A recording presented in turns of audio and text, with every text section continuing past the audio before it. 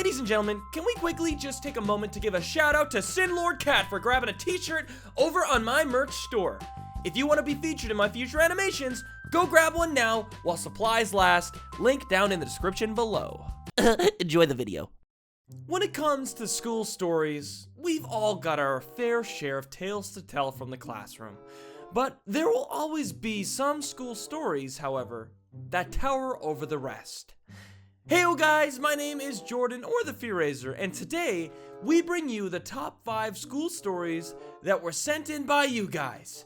If you want your stories featured in our future videos, be sure to leave them on our subreddit page, Raiserverse, or through the email, links down in the description below.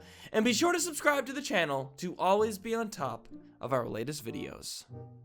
Our 5th story is titled, "This Is Why I Sit Alone at Lunch," by Princess M. Angel. When I was in the 5th grade, I went to go sit at a random lunch seat. When I sat down, I started eating my lunch and this random girl tripped over, yeah right, and spilled her lunch and milk all over me. I don't even know anymore. I was just mortified. I sat there for like 10 minutes before getting up to call my mom. And the worst part, the girl never got any sort of negative comments. It was all on me. The whole school talked about it for like 2 months before they left me alone about it. This next story is by Chu Senpai. So, I was in love with this girl. Let's call her Eve.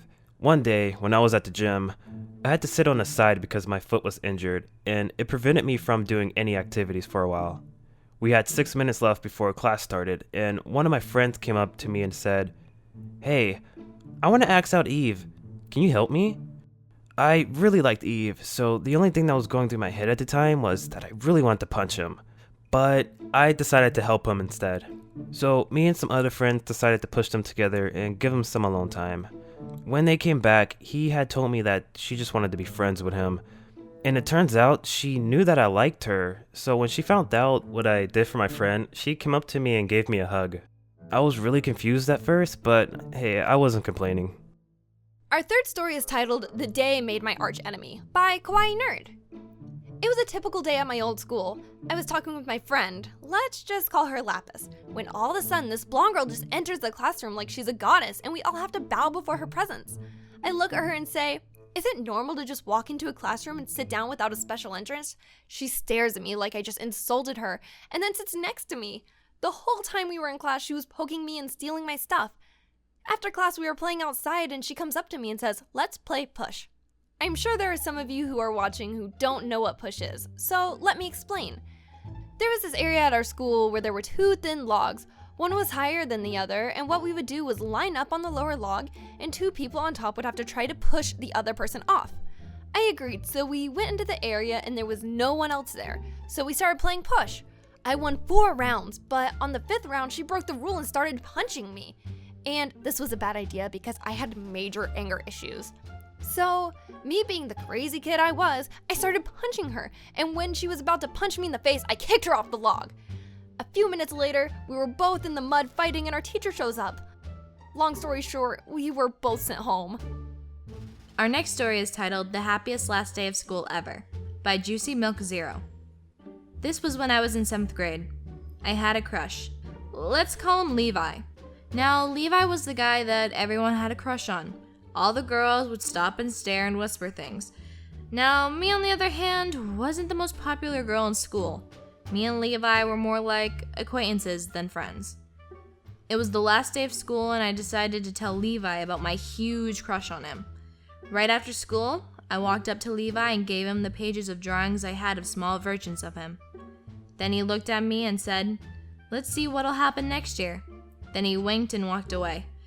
I swear, I almost cried that day. Best last day ever. And on our final story, we have a title, "From an Enemy to a Friend," by Royal Flush King. This was 6th grade, and I barely knew anyone.